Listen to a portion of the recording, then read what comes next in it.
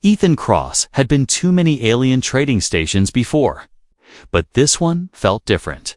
The air was heavy with strange smells, spices, oil, and something he couldn't name. Voices in a dozen alien languages filled the narrow corridors, while neon signs flickered above shadowy doors. He had come here only to deliver a cargo of engine parts, earn some credits, and move on. But fate had other plans. As he walked through a dim side street, Ethan heard a group of alien traders talking in hushed tones. He didn't understand their full language, but a few words stood out. Rental girl. Rare species. One night, the way they spoke made his stomach tighten. Curiosity pulled him closer, until he saw a guarded door lit by a single red lamp. Two large reptilian guards stood in front, their eyes cold behind them. A small sign in broken human language read, "Company for hire, one night only." Ethan told himself to keep walking. He wasn't here to get involved, but then, from behind the guards, small movement caught his eye. A figure, chained at the wrists, sat in a chair in the shadows. She had silver blue skin that shimmered under the light. Her long white hair fell across her face, hiding most of her features. But when she lifted her head, her eyes met his, large, bright, and filled with a sadness so deep it felt like it reached inside him. Something in that look made Ethan stop before he could think. He asked the guard, "How much for one night?" The guard smirked, naming a price that made Ethan's heart skip. Was high, but not impossible. He paid, telling himself it was only for company, nothing more. He just didn't want to see her sitting there alone under those lights. The guards unlocked the door and let him inside. The room was small, lit by a single lamp. With a couch and a table, the girl sat across from him, her chain still on, her hands resting in her lap. For a long moment, she didn't speak. Then, in a soft voice, she asked, "You're human?" Ethan nodded. "Yeah, name's Ethan. And you?" She hesitated, as if saying her name might cost her something. Finally, she whispered, "Lyra." Her voice was gentle, but her eyes held storms. Ethan tried to make small talk, asking where she was from, but she answered only in short words. It was clear she had learned to keep her life hidden when the silence grew heavy. She suddenly asked, "You're not here for what the others want, are you?" Ethan shook his head. "No, I'm just here to make sure you're not alone tonight." She looked at him for a long time, then gave a small, sad smile. Hours passed, and Lyra slowly began to speak. She told him she was the last of her kind, taken from her homeworld when she was very young. Sold from one owner to another, she had lived her life in different cages. The rental was just another way to make her owner money. No one had ever treated her like a person. Ethan listened, his chest tightening with every word. When the station's artificial night cycle began to dim the lights, she looked at him. Her voice trembled as she said, "Please, don't send me back tomorrow." Ethan didn't know what to say. He had no plan, no power to change her situation, but the thought of her going back to those guards, those chains, made his hands clench.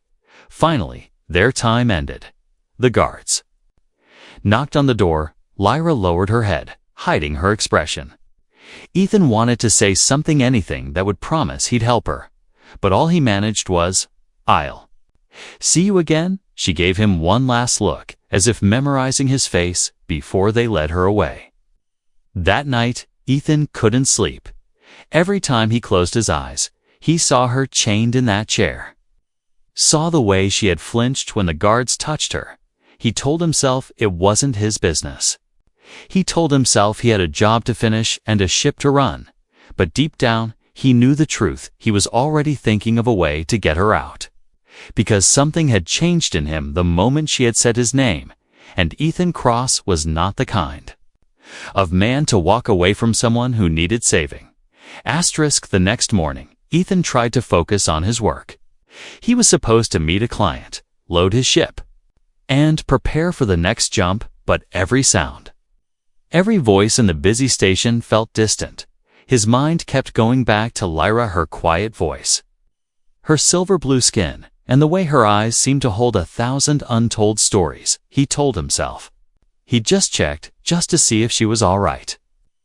Ethan found himself walking the same narrow street, the same flickering red light marking that guarded door. The reptilian guards stood there again, one leaning against the wall, the other watching him closely. Back so soon? Human? One of them sneered. Ethan ignored the comment. I want to see her. The guard shook his head. Not your turn today. She's booked. That word booked made Ethan's stomach twist. He imagined her sitting with some stranger, forced to smile, hiding her pain. For a moment, he almost walked away. But then, the guard's come device buzzed, and after a quick conversation in their alien tongue, the guard's expression shifted. 10 minutes, he grunted, unlocking the door. Ethan stepped inside, his heart beating faster than he expected. Lyra was there, sitting in the same chair, her wrists still chained. She looked up, surprise flickering across her face. You came back, she said softly. As if she didn't believe it, Ethan smiled faintly. Told you I'd see you again for a few moments. Neither spoke. Then Ethan leaned forward, lowering his voice. Lyra, why are you here? Why do they keep you like this? Her smile faded, replaced by a shadow of fear. You wouldn't understand, she murmured, looking down at her hands. Try me, Ethan said, his tone gentle but firm. She hesitated, glancing toward the closed door as if afraid someone might be listening. Finally, she began to speak, her words quiet. I am the last of my kind. My people were healers, not warriors. We could bring life back to dying lands, cure sickness in days. But it made us valuable. Her eyes met his, a mix of pride and deep sorrow. When my world fell, I was taken, sold again and again. Now I am here because the one who owns me makes profit from my existence. Ethan felt his fists tighten under the table. You're telling me you could heal worlds and they've kept you locked away? Lyra nodded. To them, I'm not a person. I am a resource. There was a long silence between them. Then Lyra leaned in slightly, her voice barely above a whisper. Ethan, no one comes back for me. They rent me, they leave. You came back. Her words struck something deep inside him. He wanted to promise her safety, but he knew the kind of power her owner held: credits, connections, and a network of guards. Who wouldn't hesitate to kill Lyra? He said quietly. If I could get you out of here, would you come with me? Her eyes widened, then narrowed in disbelief. You can't. It's impossible. You'd be hunted. Ethan shrugged slightly. I've been hunted before. She studied him for a long moment, as if trying to see if he was joking. Finally, she whispered, if you were serious. Yes, I'd go. Her voice trembled. But there was a spark in her eyes, now a fragile hope she hadn't allowed herself to feel in years. The door opened suddenly, and one of the guards stepped inside. Time's up, he said, pulling her to her feet. Lyra didn't fight, but as she was led away, she looked over her shoulder at Ethan, that looked burned into his memory, half longing. Ethan left the building with his mind racing. He couldn't just walk away now. Not after what she had told him. He knew it would be dangerous, expensive, maybe even suicidal. But one thought overpowered every warning in his head. He had to buy her freedom, no matter the cost. Ethan barely slept. The image of Lyra's chained wrists and the quiet desperation in her eyes haunted him. By the time the station's artificial morning lights brightened, he had made up his mind he was going to get her out, no matter what it took. But he also knew her owner wouldn't just hand her over. On a station like this, ownership wasn't about paper or lit, was about power. And power here was bought with credits, favors, and risk. Ethan spent the day making preparations. He Sold the leftover cargo he had been planning to trade on his next stop. It was worth less than he had hoped. But it was a start. Then, with a grimace, he contacted an old acquaintance, a pawnbroker who had once saved Ethan's life. But never let him forget the debt. When the screen flickered on, the alien's narrow face filled it. Cross, the broker hissed. "You only call me when you're desperate? I need credits." "Fast," Ethan replied. "Take my navigation module as collateral." The broker laughed. "Without that, you can't travel far." Ethan's voice was steady. "I'm not planning to go far yet, by evening." Ethan had enough to at least make an offer. It wasn't everything the alien lord might want, but it was all he could get without losing his ship entirely. Still, he knew the negotiation would be dangerous on this station. Insulting the wrong person could get you spaced. The meeting took place in a private chamber near the upper decks. The alien lord who owned Lyra was a tall, insect-like creature named Vorak. Its long black mandibles clicked as it spoke, its voice low and sharp. "You wish to buy the silver-skinned girl?" Vorak asked, leaning forward. Ethan nodded. "Name your price."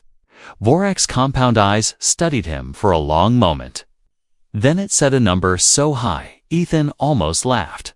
"That's impossible," Ethan said, keeping his tone calm. Vorak tilted its head. "Then you cannot have her." Ethan leaned forward, lowering his voice. "What if I pay this now?" He slid the credits across the table. "And owe you a favor later." Vorak's mandibles twitched in amusement. "A favor from a human pilot? What use is that?" Ethan kept his eyes steady. "I've been places most won't go.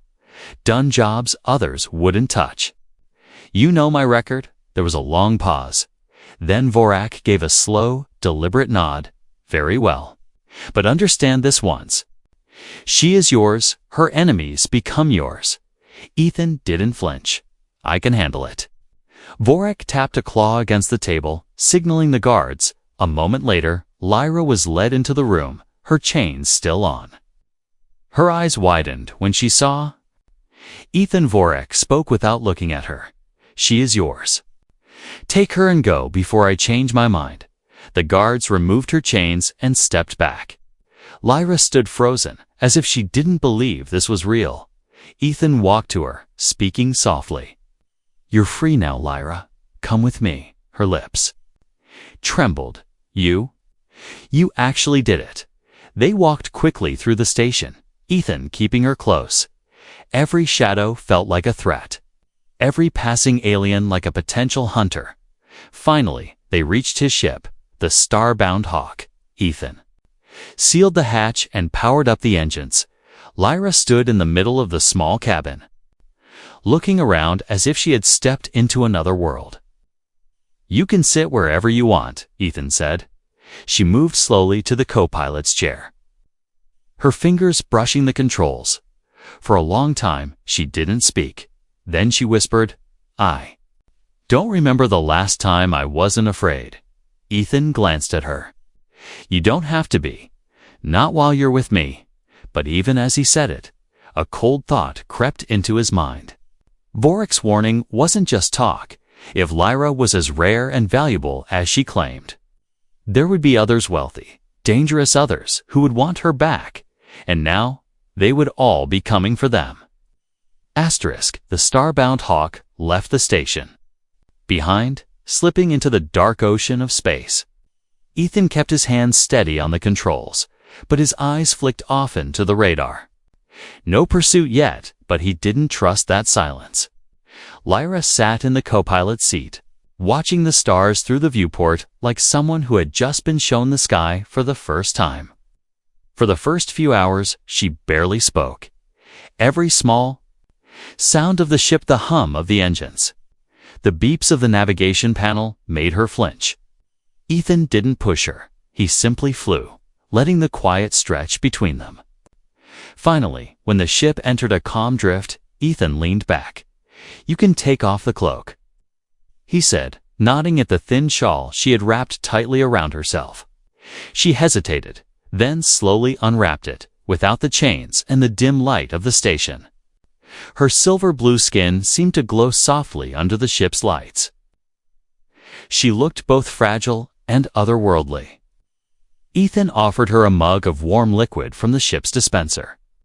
"It's not great, but it's better than station food," he said. She took it carefully, sipping like she wasn't sure she was allowed.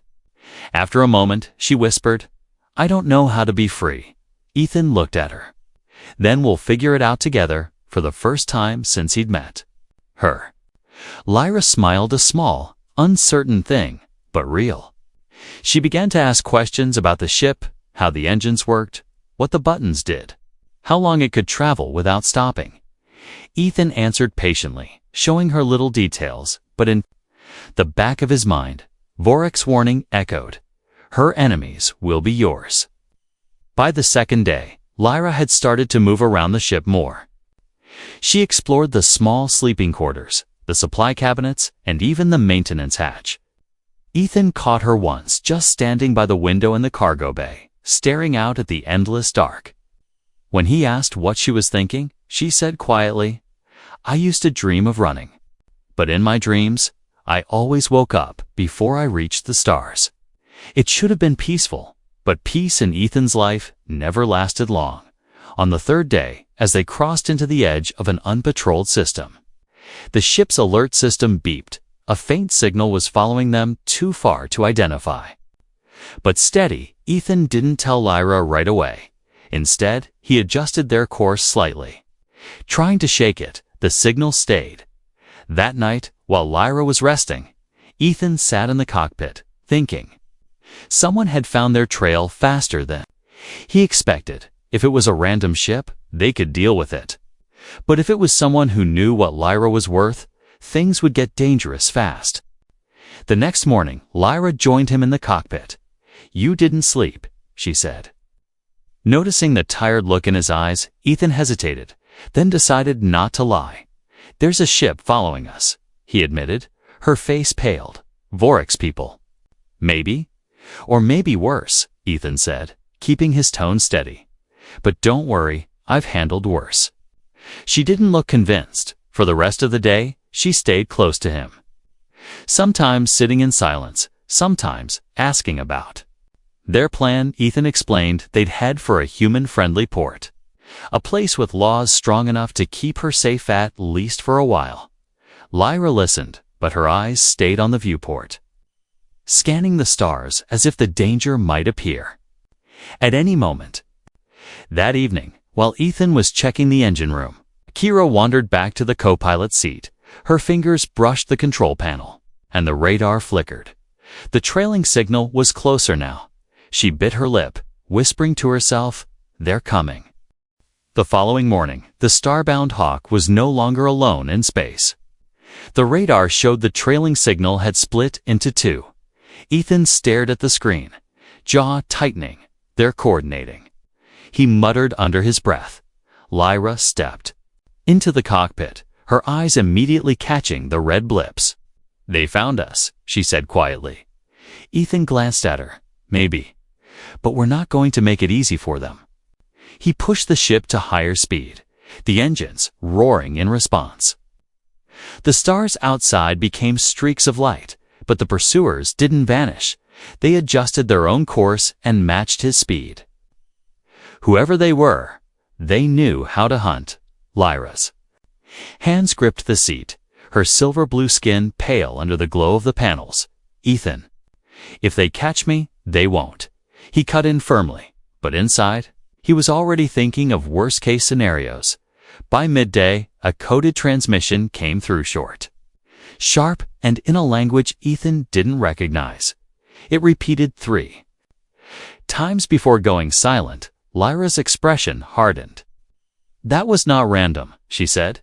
"It's a bounty signal." Ethan turned to her. "How big?" She hesitated, then admitted, "Enough to make even honest people chase us." Her words confirmed what Ethan feared. This wasn't just Vorek's men. The bounty must have gone to open channels, reaching smugglers, mercenaries, and anyone desperate enough to take a shot. Then we move faster, Ethan said, pulling up star charts. He plotted a course through asteroid fields and narrow gravity lanes, places where big ships couldn't easily follow. Lyra watched him work, her eyes tense but trusting. For the next 2 days, it became a game of survival, every time they gained distance. Another ship appeared on the long-range scan once. They passed close enough to see a sleek black Hunter-class vessel, the kind used by professional trackers. Ethan kept his ship's profile low, using asteroid shadows to mask their trail. But even with his skill, the feeling of being watched never left. During one quiet stretch, Lyra finally spoke about the bounty. "It's not just about me being the last of my kind," she said softly. "My blood, it can heal more than land. It can cure sickness in most humanoids." Ethan looked at her sharply. "So you're worth everything." She nodded. "And worth killing for." Hearing it in her own voice made the danger feel sharper. Ethan leaned back, letting out a slow breath. "Then I guess it's a good thing I'm stubborn," he said, trying to keep his tone light, but Lyra didn't smile. Her gaze stayed fixed on the stars ahead, as if trying to see the danger before it arrived.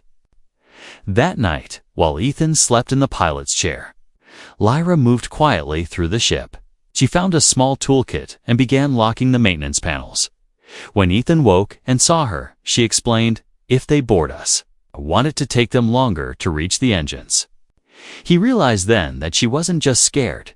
She was thinking like someone who had survived many hunts before. By the 4th day, the hunters finally made their move. 2 ships appeared on the short-range scan, one ahead and one behind. "They're trying to box us in," Ethan said, his fingers flying over the controls. Lyra strapped herself into the co-pilot's seat, her eyes steady now. "What do we do?" Ethan gave a quick grin. "We make them regret picking the wrong human." The 2 hunter ships closed in fast. One came from the front, forcing Ethan to slow, while the other crept up from behind. Blocking any retreat, the star-bound Hawk was trapped in a pocket of empty space. No asteroid cover, no nearby planet to hide behind. Ethan's hands gripped the controls. "They want us alive," he muttered, "or they'd have already opened fire." Lyra's voice was calm, but her eyes were sharp. "They won't keep you alive." That was enough for Ethan. No negotiations, no surrender. The forward ship moved closer, its dark hull lined with bright targeting lights. A message pinged through, written in an alien tongue. Ethan ignored it. Switching all power to shields, the first shot came without warning. Blue energy bolt streaking past the cockpit glass.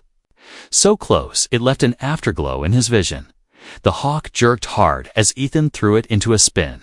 The rear ship fired next, hitting the shields and making the whole cabin shudder. Sparks jumped from a side panel. Lyra flinched, but she didn't scream. Instead, she grabbed the co-pilot controls, helping steady the ship. Ethan glanced at her, surprised. "You've flown before?" "Not like this," she said, "but I've learned how to survive." The hunters closed the trap. Ethan dived low, engines screaming, and the Hawk shot under the forward ship's belly. He twisted sharply, locking the rear guns on the trailing hunter and firing a burst of plasma. The hit didn't destroy them, but it made the hunter back off for a moment. The front ship wasn't so easily shaken. It swung around and began dropping magnetic small orbs that floated in space. Waiting to stick to a hull and detonate, Ethan's eyes narrowed. He swerved hard, the Hawk's frame groaning. But one of the mines still clipped their side. The explosion shook the ship, alarms blaring. "We lost secondary shields." Ethan shouted over the noise. Lyra's gaze darted to the power display. "Reroute from the life support backup," she ordered. Ethan hesitated. "That's risky." "Do it," she snapped. He followed her lead, and the shields flared back to life just as another bolt slammed into them. The hunters were relentless. Ethan knew they couldn't win in a straight fight. His freighter wasn't built for battles. But running wasn't an option. Now they were too close. Then Lyra said something that made him glance at her in shock. "I can disable one of them," she said, "but I need to be close enough to touch their systems." Ethan frowned. "What are you talking about?" She held up her hands, faint blue light beginning to glow under her skin. "My people's energy can disrupt machines. But it drains me fast." He didn't like it, but there was no time for debate. Ethan pushed the engines to maximum and dove straight toward the forward hunter. They fired wildly, but he weaved through the blasts, closing the distance until the ship's metal hull filled the view. Lyra placed her hands on the Hawk's console, the glow from her skin flowing into the controls. The light pulsed through the ship like veins of fire, leaping into the forward guns. The enemy ship's lights flickered, weapons going silent, engines sputtering in seconds. The entire vessel went dark, drifting powerless, but Lyra slumped back. In her chair, her breathing heavy. "Still one left," Ethan said, his jaw set. He swung the Hawk toward the remaining hunter, guns hot. The second ship hesitated. Its partner had fallen in seconds. That hesitation was all Ethan needed. He fired a full plasma burst. Hitting their starboard engine, the hunter spun away, retreating into the void. For a moment, there was only silence. Ethan slowed the Hawk, checking the scans. No more ships in range. He turned to Lyra. "You okay?" She gave a tired smile. "Better than I was yesterday." Ethan chuckled softly, but his eyes stayed on the stars ahead. This was just the beginning. If 2 hunters could find them, more would follow. The starbound Hawk drifted through a quiet stretch of space. The stars ahead looked calm, almost peaceful. But Ethan knew better. Peace was only the silence before the next storm. Lyra sat beside him in the co-pilot seat, wrapped in a blanket. The faint blue glow in her skin had faded since the fight. She was recovering, but slowly, every so often. She closed her eyes, and he could see the exhaustion in her face. "You should rest," Ethan said, glancing at her. She shook her head. "I don't want to sleep while we're still being hunted." He gave a small smile. "Then you'll never sleep again." That made her laugh soft, almost shy, but it was the first time she had laughed freely since he'd met her. But they had a destination now, a small, hidden human colony on the edge of an uncharted system. It wasn't on official maps, and its people valued privacy above all else if they could reach it. Lyra would finally have a place where no bounty hunter could easily find her, but reaching it wasn't simple. They had to cross a series of unstable wormholes and pass through space claimed by a pirate clan. Ethan knew the risks, but he didn't tell Lyra everything she had been through. Enough fear. For 2 days, they traveled without trouble. Lyra began spending more time outside the cockpit, exploring the small ship. She found old photos in a drawer, images of a younger Ethan standing beside his ship on various worlds. One photo showed him with a group of people, laughing when she asked. He said quietly, "Old friends. Most of them are gone now." She didn't press for more, but she placed the photo back carefully, as if it were something precious. On the 3rd day, they came within sight of the colony's hidden beacon. It flickered faintly, signaling the path through the surrounding asteroid belt. Ethan's shoulders relaxed a little. "We're close," he said. Lyra looked at him, her voice soft. "Close to what?" "Close to a place where you can live without chains," he replied. They passed the first set of asteroids without trouble, but just as they reached the final corridor of space, a warning alarm blared. Ethan's eyes narrowed. One small ship had appeared behind them, moving fast. He didn't recognize the design, but the way it flew told him the pilot knew exactly what they were doing. "Another hunter?" Lyra asked, gripping the arm of her chair. Ethan checked the scan. "No, just one ship. Could be a scout, could be nothing." But his gut told him it was something. He sped toward the beacon. Weaving through the last cluster of rocks, the pursuing ship stayed just out of range, almost like it was watching them instead. of chasing when they finally reached the colony's hidden docking bay. The pursuing ship turned and vanished into the dark. Ethan didn't like it. It meant someone now knew where Lyra was. Even if they didn't attack, the docking bay doors closed behind them, and the starbound hawk settled into a berth. Humans in simple work clothes approached, their expressions curious but not unkind. One older man stepped forward, shaking Ethan's hand. "Welcome to Haven's Reach," he said. "Friends of friends are welcome here." Lyra followed Ethan down the ramp, her bare feet touching solid ground for the first time in years. She looked around slowly, taking in the quiet streets and the warm lights in the windows. "This doesn't feel real," she whispered. Ethan smiled. "It's as real as you want it to be." Over the next hours, they were given a small home near the edge of the colony. It wasn't much, just 2 rooms, a kitchen, and a view of the stars, but Lyra looked at it like it was a palace that night. As they stood outside, watching the distant glow of space, she turned to him. "You could leave now," she said softly. "You've done more than I ever dreamed someone would do for me." Ethan shook his head. "I didn't save you just to walk away." She hesitated, then took his hand. "The night you rented me. That was the night you changed my life," she said, her voice trembling. "And maybe the night you saved yours too." Ethan squeezed her hand gently. "Then I guess we both got lucky." They stood there in silence, the stars stretching above them but far away. In a shadowed part of space, a message was being sent, new bounty. Higher than the last. Ethan didn't know it yet.